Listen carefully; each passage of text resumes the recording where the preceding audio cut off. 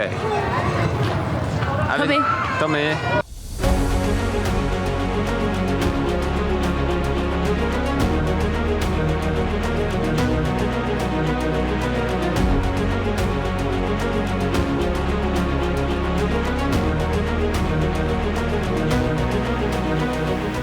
Jesteśmy teraz pod muzeum. Plan jest taki, żebyśmy tam weszli i zobaczyli, co mają ciekawego do pokazania. Idziemy poznać trochę historii aborygenów całej Australii. I dobrze się bawić. Bilety kosztują $15 za osoby dorosłe, a dzieci i studenci mają to wejście tutaj za darmo, więc naprawdę super. Pani, która sprzedawała nam bilety, zapytała się, skąd jesteśmy. Powiedzieliśmy, że z Polski. Ona powiedziała, że mają tutaj koleżankę po fachu, która pracuje też na tych kasach. Pani Elżbieta z Polski, także pozdrawiam Pani Elżbieto, jeżeli jakimś cudem trafiłby się w Pani ręce ten film. Idziemy teraz patrzeć co i jak. Pierwsze uderzenie, czego oczywiście zapach. Zapach w całej Australii to jest coś niesamowitego i po prostu tu wszędzie pachnie właśnie taką egzotyczną roślinnością i od razu weszliśmy tu i od razu był ten zapach, co nie? Tak. Byliśmy ostatnio w ogrodzie botanicznym, więc większość z tych rzeczy tutaj widzieliśmy. Interesuje akurat w tym muzeum historię aborygenów i właśnie tam spróbujemy się udać. Nie miejcie nam za złe skipowania natury, ponieważ w poprzednim odcinku na pewno mieliście okazję zobaczyć trochę okazów przeróżnych, ciekawych. Zacznijmy od tego, jak ludzie dostali się do Australii, Anglicy jak dostali się do Australii, dostali się statkami. I później, po II wojnie światowej, za mną stoi model statku, który był puszczony jako pierwszy pasażerski statek, który pływał po prostu regularnie do Australii z Wielkiej Brytanii. Pierwszym Europejczykiem, który dotarł do Australii, był William Johnson w 1606 roku. Później w 1770 przypłynął James Cook i to jego najczęściej kojarzy się z odkryciem kontynentu. W 1788 roku Brytyjczycy założyli tu pierwszą oficjalną kolonię. Uznali Australię za ziemię niczyją, mimo że aborygeni żyli tutaj od dziesiątek tysięcy lat. W praktyce oznaczało to, że ich prawa i ziemie i cała kultura zostały zignorowane, a potem systematycznie niszczone. Melbourne powstał w 1835 roku, kiedy John Batman ogłosił, że kupił ziemię od lokalnych aborygenów. Brytyjski rząd później uznał tę umowę za nieważną. To, co spotkało tutejszych aborygenów, to smutna część historii. Wypieranie ich z terenów, choroby, przesiedlenia do rezerwatów oraz działania, które niszczyły ich społeczność. Wprowadzono nawet program asymilacji, czyli próbę zrobienia z nich Europejczyków. Zmianę ubioru, pracy, religii i stylu życia. Trafiliśmy też na paszport aborygenów. Taki dokument to tak naprawdę pozwolenie, aby móc mieszkać poza rezerwatem, pracować albo normalnie podróżować. I co najgorsze, żeby taki paszport dostać, trzeba było częściowo porzucić tradycyjny styl życia i dostosować się do europejskich zasad. Dlatego uważa się to dziś za narzędzie przymusowej asymilacji. Jakbyście przyjechali, byli pierwszymi ludźmi tutaj, którzy przyjechali i zaczęli osiedlać się w Melbourne, to przypuszczam, że jest duża szansa, że tak by wyglądało wasze mieszkanie i tak wyglądałoby miasto i ulice.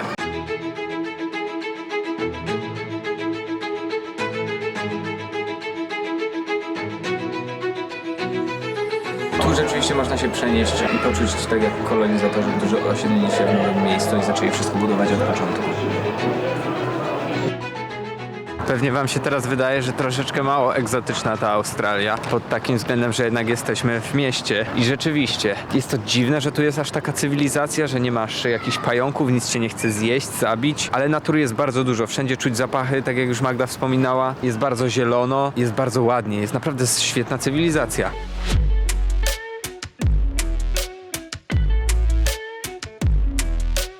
Nie jest to pięknie? Jest. Jest to tak magiczne miejsce, że pan śpiewa. Właśnie schowaliśmy kamerę, ale stwierdziłem, Magda, dawaj ją, muszę coś powiedzieć. Z takich moich przemyśleń to jest to, że w żadnym mieście nie czułem się tak niemiejsko. To jest trochę paradoks, bo tu naprawdę się czujesz, jakbyś był w jakimś małym miasteczku, a to miasto ma 5 milionów ludzi ponad, więc to jest naprawdę dziwne.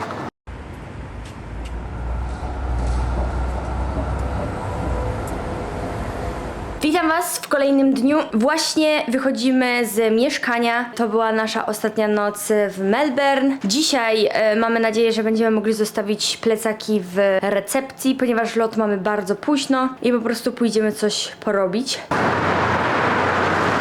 Właśnie, słuchajcie, doszliśmy do oceanu i powiem szczerze, że to jest tak pięknie. No patrzcie sami.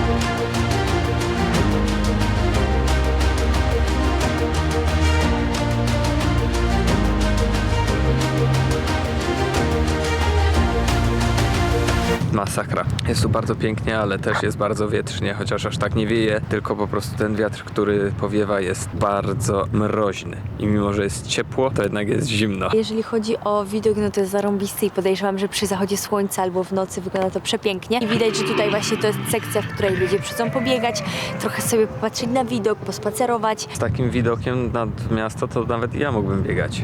Może.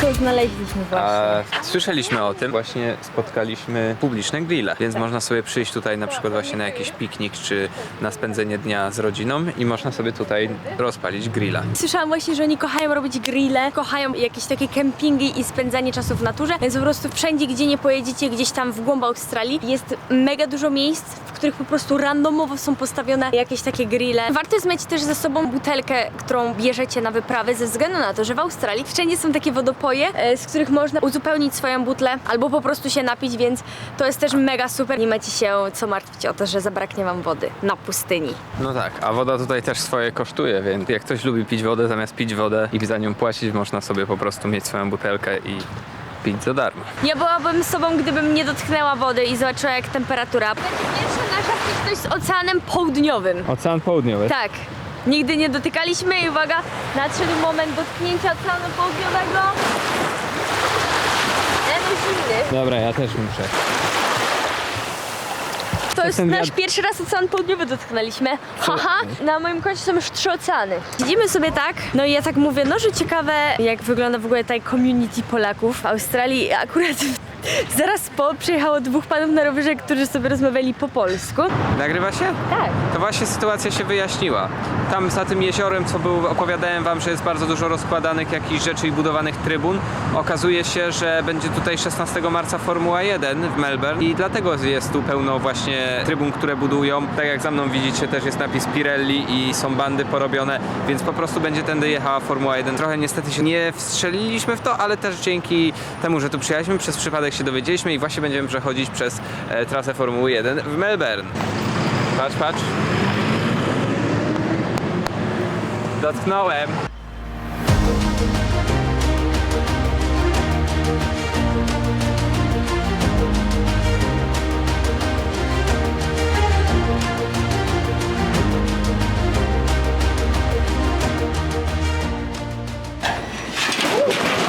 Thank you. You got it.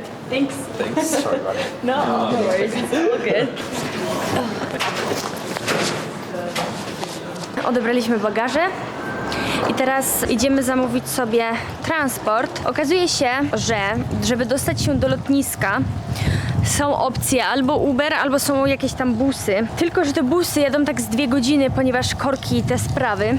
Więc zdecydowaliśmy się na Ubera tylko i wyłącznie dlatego, że żeby jechać tymi busami, musielibyśmy się dostać do centrum i generalnie transport będzie kosztował nas jakieś 60 euro. Jeżeli zapłacimy za niego $100 australijskich, po tyle było przed chwilą jak sprawdzałem, ale jeszcze nie byliśmy w hotelu. No i teraz jak już odebraliśmy rzeczy i chciałem zamówić, to już kosztuje 143 najtańsza opcja, więc to nam nie jest na rękę. Plan jest taki, że po prostu poczekamy trochę aż stanieje, no i pojedziemy. Wiadomo, że moglibyśmy wybrać tańszą opcję, te autobusy, bo wyszłyby nas pewnie przez pół, no ale wybieram Ubera.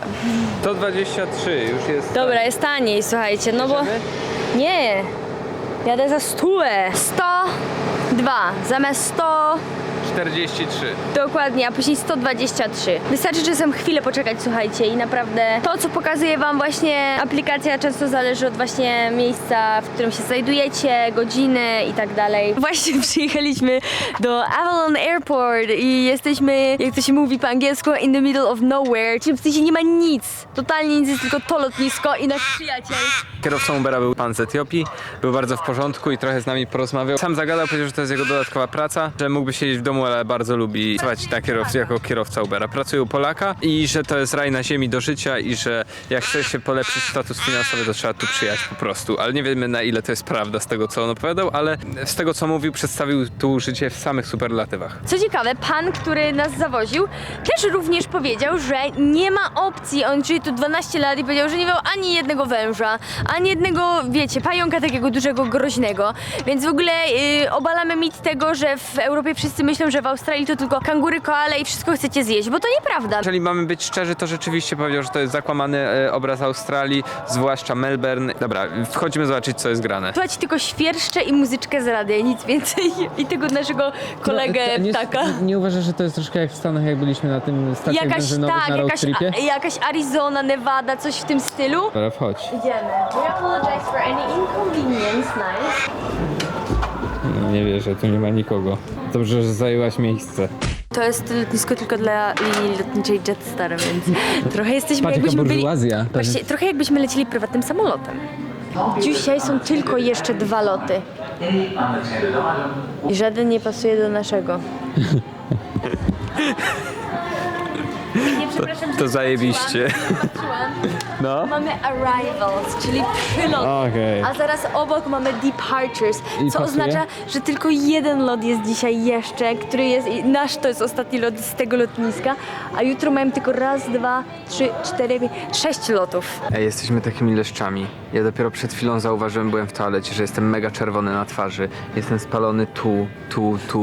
I kurczę, mówię Magda, ty co mi nic nie mówisz, że jestem spalony? Magda tak patrzy, ty faktycznie myślałem, że się odbijały te Świeciło, ekrany, tak, nie? tak, no. Ja mówię, ja pierdziałem, mnie szczypie teraz. No i w każdym razie mówię, kurde, kiedy nas tak spaliło. Przecież w sumie to nie było upałów, ale widocznie rzeczywiście jest ten stopień UV całkiem inny. Także jestem w szoku, wszystko mnie szczypie. I Magda mówi, dobra, to cię posmaruję, tylko też skoczę do toalety, to umyję ręce. Mówię, okej, nie. No i Magda wraca i mówi, ty Mikaja, czemu nie wiedzieć, że ja też jestem spalony?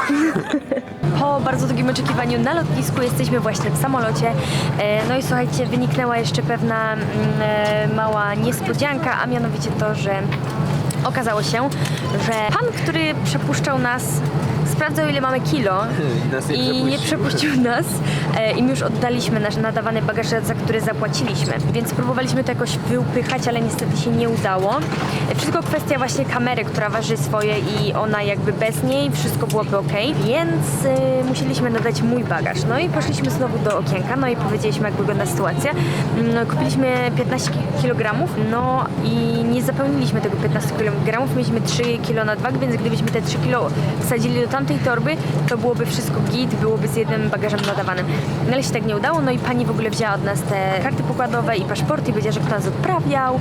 No ja mówię, że taki pan, no i ona powiedziała, że on tylko jakby zrobił pół odprawę i czy nam bagaż odjechał już, w sensie czy my nadawaliśmy jakiś i on już przeszedł. Ja mówię, że no tak, no ale że musimy nadać drugi. I ona finalnie coś poklikała, za bardzo nie pytała nic więcej i wzięła ten bagaż, powiedziała, że w ogóle wszystko spoko, że możemy sobie iść.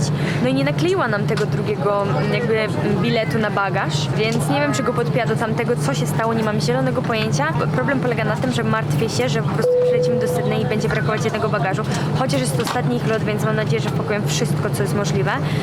Jeżeli tak, to będzie bardzo fajnie, ponieważ nie zapłaciliśmy za niego, ona nam go jakby dała za darmo, więc teoretycznie jest. Zobaczymy, jak dolecimy, czy spoko, czy nie spoko. Tak, to jest już opóźniony, bo jest 21:24, dopiero weszliśmy do samolotu, mieliśmy już lecieć 20:55, więc to jest na pewno na minus.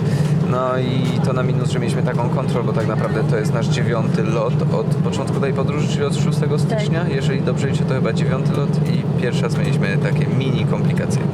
Dokładnie, a to jest w ogóle jakby najtańsza linia lotnicza, więc oni chcą zarobić na takich jak my, ale no zobaczymy, bo jeżeli finalnie wszystko doleci, czyli nasze 2 bagaże, to było ok, bo nie policzyli nas za drugi bagaż. A jeżeli nie doleci, no to zacznie się jazda.